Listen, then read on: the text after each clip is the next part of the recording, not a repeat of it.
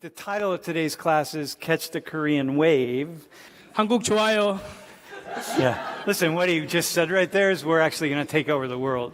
If you want to be forward-looking and not backward-looking, you pay attention to Korea.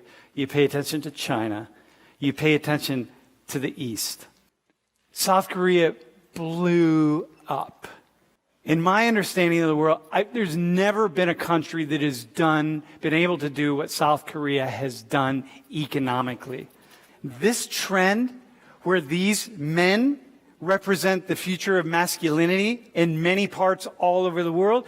The most fascinating thing in Korea is the working very hard. We have a dream. Don't spend your husband's money. Just make your money, spend your money. That is you can control your life. And so your message to women is to look, if you want to break out of this, you have to go make your own money.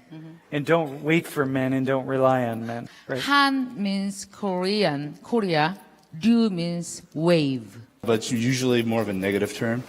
So it's like a social intelligence.